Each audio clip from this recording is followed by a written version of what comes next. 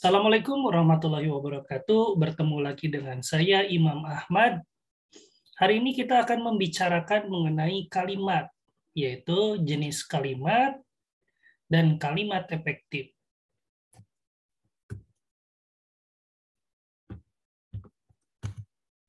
Nah, ini adalah tataran kebahasaan. Jadi sebelum ke kalimat, ternyata ada bentuk lainnya. Bentuk sebelumnya yaitu ada kata, frasa, klausa, baru masuk ke kalimat. Sudah kalimat, ada juga yaitu paragraf. Yuk kita lihat, apa itu kata? Kalau kata Anda sudah pasti tahu ya semuanya, bahkan jenis-jenisnya Anda sudah tahu juga, seperti ada kata kerja, kata sifat, kata benda gitu ya. Sudah tahu kata bilangan dan lain-lain. Nah, apa itu kata sih? Kata itu satuan bahasa terkecil yang dapat berdiri sendiri. Artinya sudah memiliki arti, sudah memiliki makna.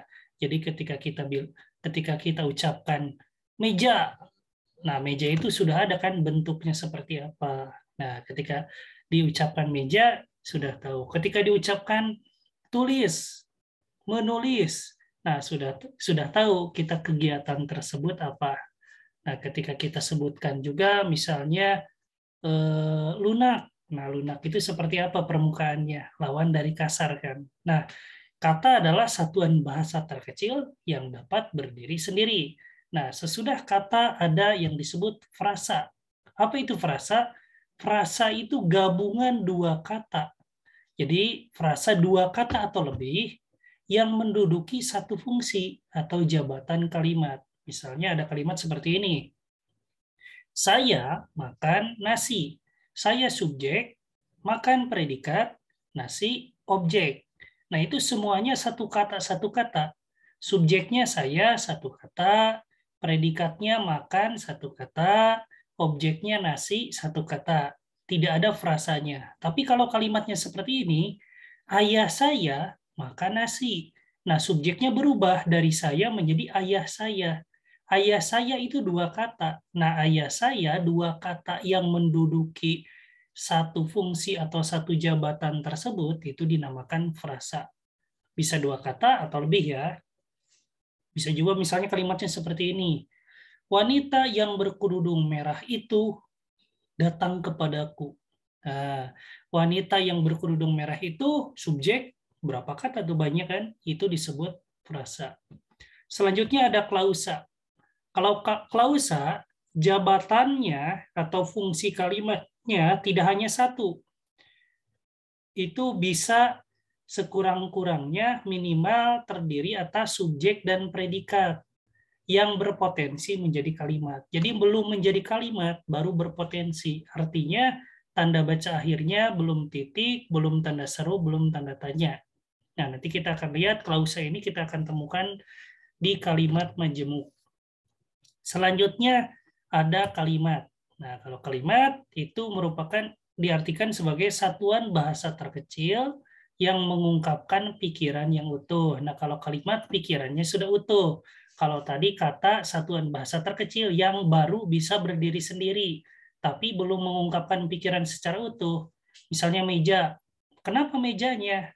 Nah, kalau kalimat meja itu bundar. Nah, meja itu bundar kan ya sudah ada bentuknya kan bundar, mejanya subjek, itu bundar, udah predikatnya sudah jelas. Kalau kalimat sudah jelas, pikirannya sudah utuh. Nah, kita masuk ke kalimat. Jadi yang akan kita bahas sekarang yaitu kalimat. Kalimat itu jenisnya dari segi bentuk ada tiga. Satu, kalimat deklaratif atau berita. Kalimat deklaratif atau berita yaitu kalimat yang diawali dengan huruf kapital, semua kalimat ya, dan diakhiri dengan titik. Berintonasi datar atau netral, dan bertanda baca titik. Ahmad merupakan dosen bahasa Indonesia. Nah, ini kalimat deklaratif, kalimat berita, atau disebut juga kalimat pernyataan. Jadi yang menyatakan atau menjelaskan sesuatu agar orang lain paham. Ya, kalau ini agar orang lain paham. Yang kedua, ada jenis kalimat imperatif. kalimat imperatif atau perintah. Walaupun sebenarnya bukan hanya perintah, kita lihat kalimatnya. Andi, cepat pergi sekarang juga. Nah, ini kan perintah ya. Harap duduk dengan tenang. Ini perintah juga. Jangan membaca di tempat gelap. Nah, ini larangan ya. Nah, jadi sebenarnya bukan hanya perintah, walaupun sebenarnya itu bisa diartikan sebagai perintah untuk melarang gitu ya. Nah, kalimat imperatif ini dahulu disebut kalimat perintah, diawali dengan huruf kapital, diakhiri dengan tanda baca seru, berintonasi naik atau tinggi, dan bertanda baca seru. Yang ketiga, ada kalimat interrogatif atau kalimat tanya. Kalimat tanya ini adalah kalimat yang memerlukan jawaban. Apakah Anda sudah makan?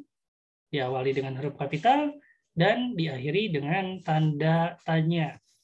Berintonasi naik lalu datar dan bertanda baca tanya. Ini disebut kalimat interrogatif. Jadi tadi ada 3, yaitu kalimat deklaratif, kalimat imperatif, dan ketiga kalimat interrogatif.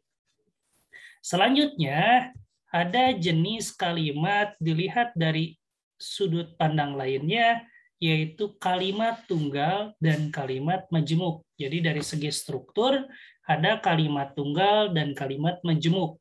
Kalimat tunggal itu apa sih? Seperti ini, Ahmad makan buah. Atau seperti ini, adik Ahmad minum es krim. Jadi cirinya tidak ada konjungsi atau tidak ada kata hubung, dan fungsi kalimatnya atau jabatan kalimatnya hanya ada satu. Subjeknya ada satu, predikatnya ada satu, objeknya hanya satu. Jadi seperti ini, Ahmad subjek, makan predikat, buah objek. Adik Ahmad subjek, minum predikat, es krim objek. Jadi hanya satu saja. Subjek, predikat, objeknya hanya satu.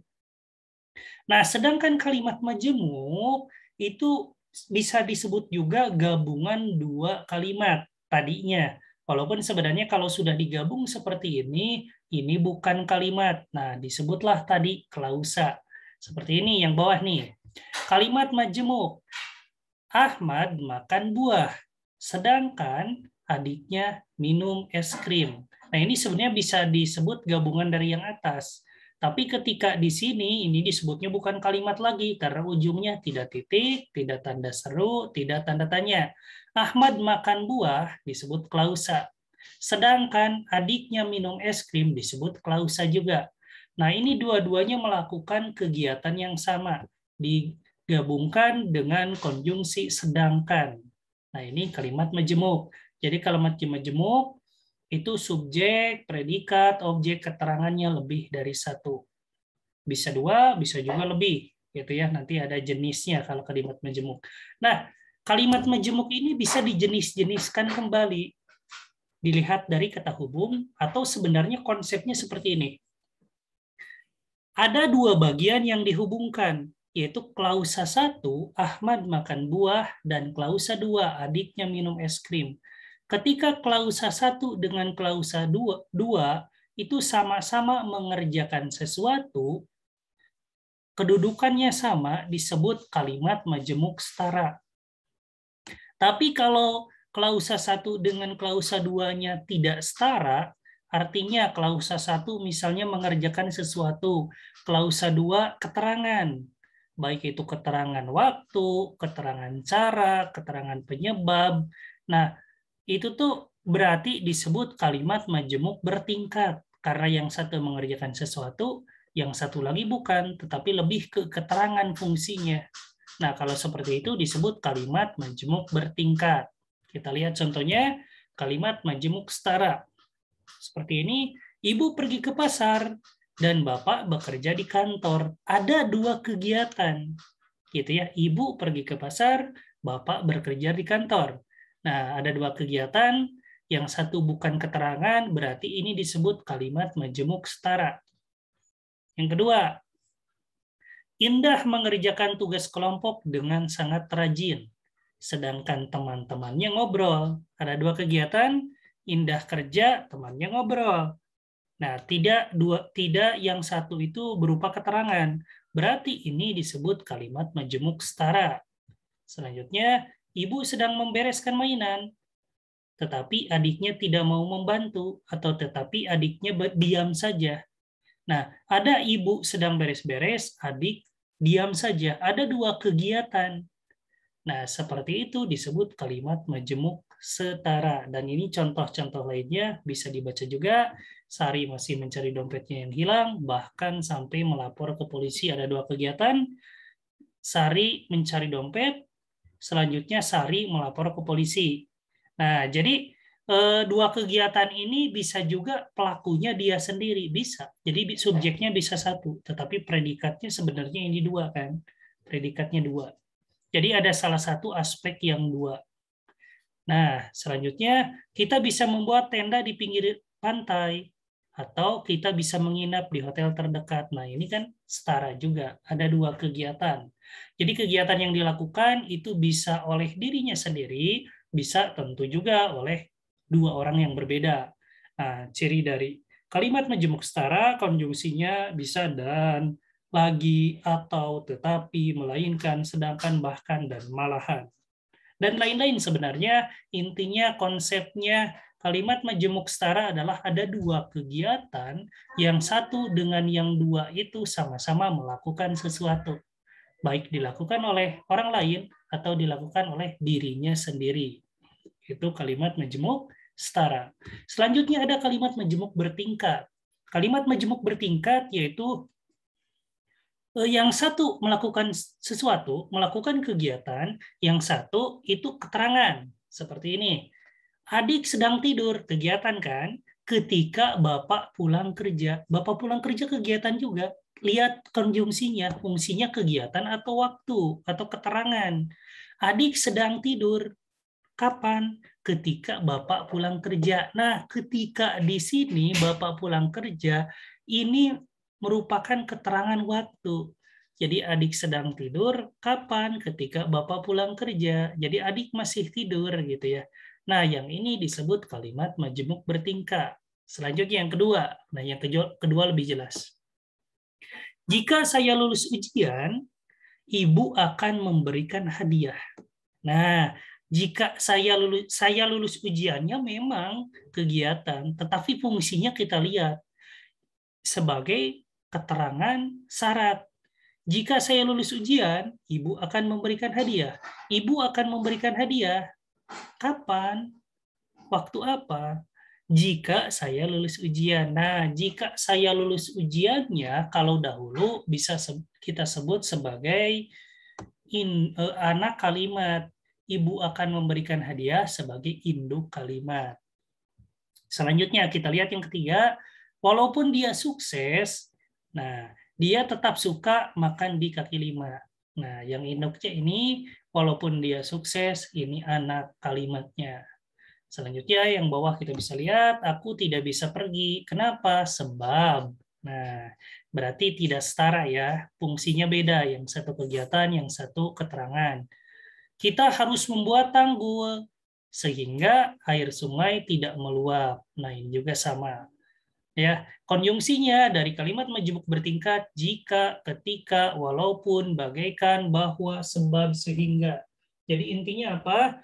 Intinya kalimat majemuk bertingkat itu berbeda dengan kalimat majemuk setara. Kalau setara tadi dua kegiatan, bisa oleh dirinya sendiri atau oleh orang lain, sama-sama melakukan kegiatan. Tetapi kalau kalimat majemuk bertingkat, yang satu melakukan kegiatan, yang satu fungsinya sebagai keterangan.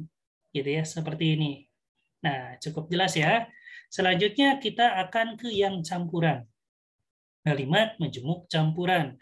Nah, sebenarnya dari bahasa saja sudah bisa kita prediksi. Kalau campuran berarti ada yang bertingkat dan ada yang setara. Kita lihat, adik sedang tidur ketika, nah pasti ke sini bertingkat ya keterangan waktu. Sedangkan saya mengerjakan PR, mengerjakan sesuatu, berarti ini setara. Nah, yang ketiga ini bertingkat, ketika ini bertingkat, yang sedangkan ini setara. Jadi ada dua konjungsi majemuk bertingkat dengan konjungsi majemuk setara. Ini disebut kalimat menjemuk campuran. Nah, selanjutnya yang penting juga kita akan bahas mengenai kalimat efektif. Jadi dari bahasa kita bisa lihat efektif. Efektif itu memiliki efek. Efeknya itu apa kalau komunikasi? Kalau kalimat. Kalimat itu, komunikasi itu bertujuan untuk menyampaikan pesan. Dari orang pertama, dari pembicara kepada orang kedua, pendengar. Dari orang pertama, penulis, kepada orang kedua, pembaca. Nah, efektif tidaknya suatu kalimat bisa dilihat dari pesan tersampai atau tidak. Jangan sampai pesannya itu 100, sampainya itu menjadi 90, berarti kurang 10 ya. Atau bahkan pesannya itu 100 bisa jadi minus 100 karena gagal paham, karena salah paham, salah dipahami oleh orang kedua selaku lawan bicara atau selaku pembaca. Nah, dari itu kalimat efektif bertujuan agar pesan tersampai dengan baik. Ada syarat-syarat yang harus Anda penuhi ketika membuat kalimat efektif. Terlebih kalimatnya apabila tertulis gitu ya. Nah, kita lihat. Satu, penyebab dari kalimat tidak efektif itu satu, kesalahan aturan ejaan. Contohnya, Amir pergi ke apotek. Nah, ini ada dua kesalahan, yaitu Amir harusnya kapital. Ke apotek harusnya dipisah. Jadi dari yang berupa kata depan itu harusnya dipisah penulisannya. Tetapi kalau di yang berupa imbuhan, berarti kalau di yang imbuhan itu bergabungnya dengan kata kerja. Seharusnya digabung. Misalnya ditulis, diletakkan, itu digabung. Tapi kalau di sana, di sini, di rumah, di sekolah, di kampus, nah itu dipisah. Yang pertama yaitu kesalahan aturan ejaan. Yang kedua, penggunaan kata yang berlebihan atau pleonasme, disebut pleonasme. Misalnya, para tamu-tamu mulai berdatangan. Nah, ini ada yang dimerahi. Tamu-tamu itu sudah bentuk jamak, sudah bentuk banyak. Jangan dijamakan kembali dengan kata para. Seharusnya tamu-tamu mulai berdatangan atau para tamu mulai berdatangan. Yang ketiga, ini masih ada contohnya ya, masih ada contohnya. Kita lihat ini ada yang tadi berlebihan atau pleonasme. Mereka tidak bertengkar, tetapi mereka berdiskusi. Nah, subjeknya ganda. Seharusnya mereka tidak bertengkar, tetapi berdiskusi. Merekanya jangan ditulis lagi. Ini pemborosan. Selanjutnya kita lihat, sangat beruntung sekali nasib orang itu. Nah, ini boros juga. Sudah sangat, pakai sekali. Apalagi kalau sangat amat beruntung sekali. Nah, seharusnya perbaikannya beruntung sekali nasib orang itu. Sangat beruntung nasib orang itu. Amat beruntung nasib orang itu. Nah, gitu. Jadi salah satunya dipilih. Jadi keterangan penyengatnya jangan banyak. Selanjutnya, Ajis membagikan masker kepada para masyarakat. Nah, masyarakat itu sudah banyak. Masyarakat itu kumpulan individu. Jangan dijamakan lagi dengan kata para. Sehingga perbaikannya, Ajis membagikan masker kepada masyarakat. Selanjutnya, nah kalimat tidak efektif itu karena maknanya ganda atau nanti artinya lebih dari satu. Seperti ini ya. Sumbangan kedua sekolah telah disalurkan. Nah, sumbangan kedua itu apa sih? Ada beberapa makna, ada dua minimal maknanya. Yaitu kalau sumbangan kedua itu satu sekolah dia nyumbang, tapi nyumbang kedua kali. Nyumbang yang pertama, nyumbang yang kedua. Sumbangan pertama telah disalurkan, sumbangan kedua telah disalurkan. Nah, ada juga ini tuh artinya ada dua sekolah yang memberikan bantuan. Sumbangan kedua, jadi ada dua sekolah yang memberikan bantuan. Sumbangan kedua sekolah telah disalurkan. Sehingga perbaikannya bagaimana?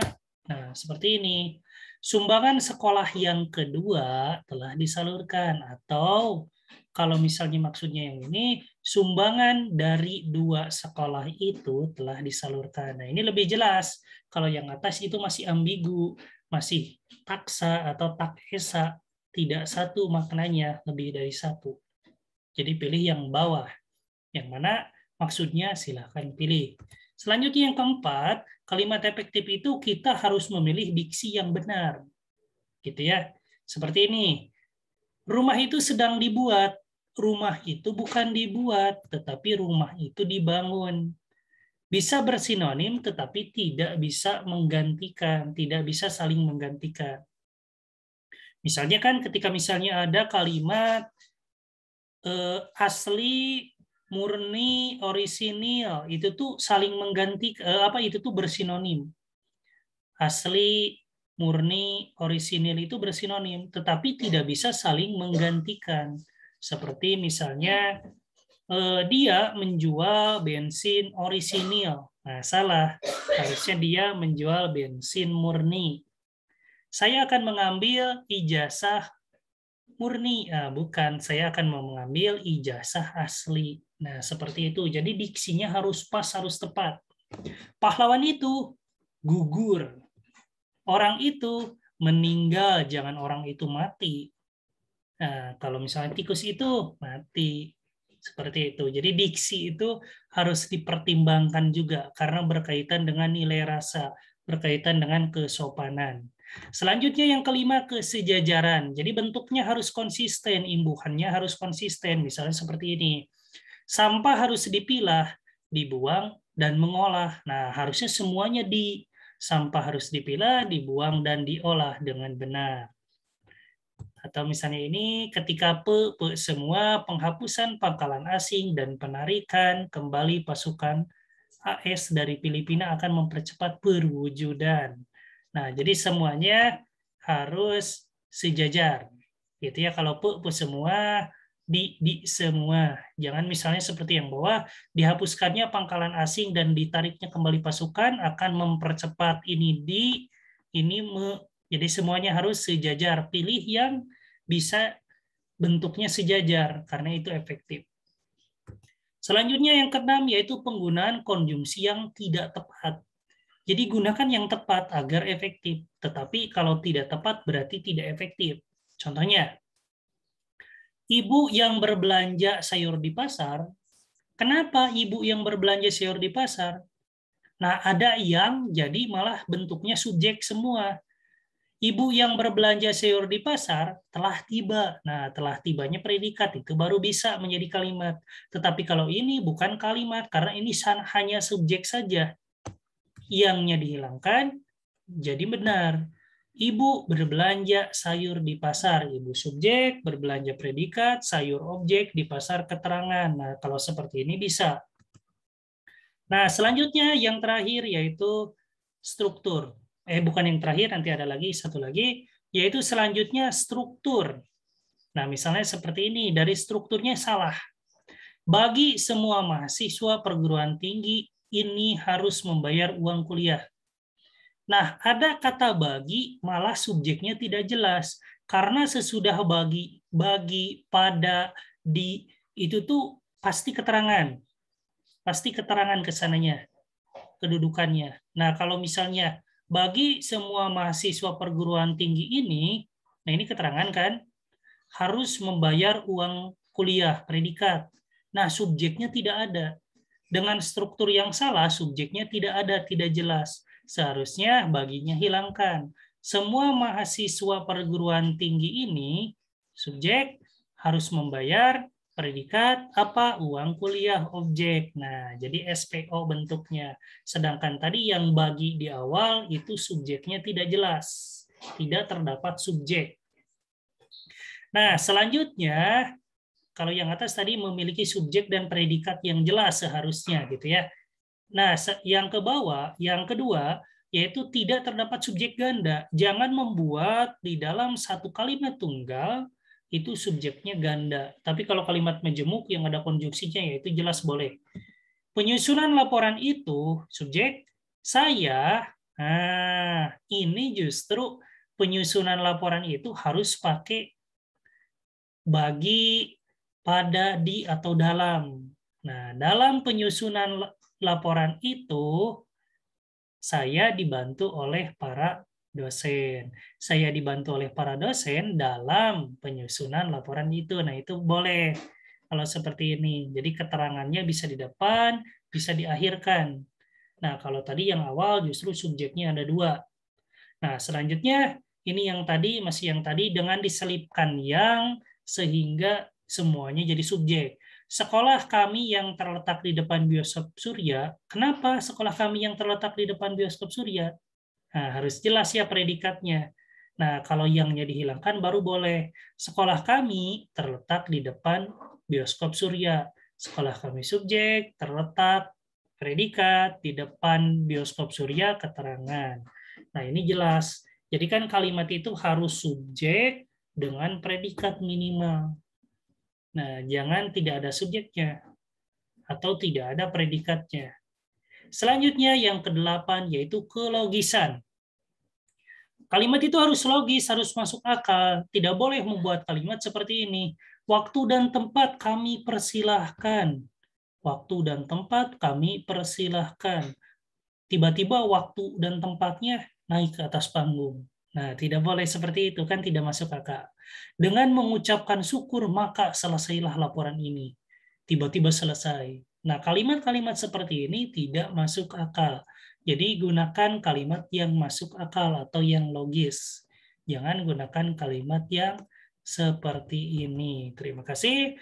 Itu tadi materi mengenai kalimat, jenis kalimat, lalu kalimat efektif. Semoga bermanfaat. Terima kasih. Assalamualaikum warahmatullahi wabarakatuh.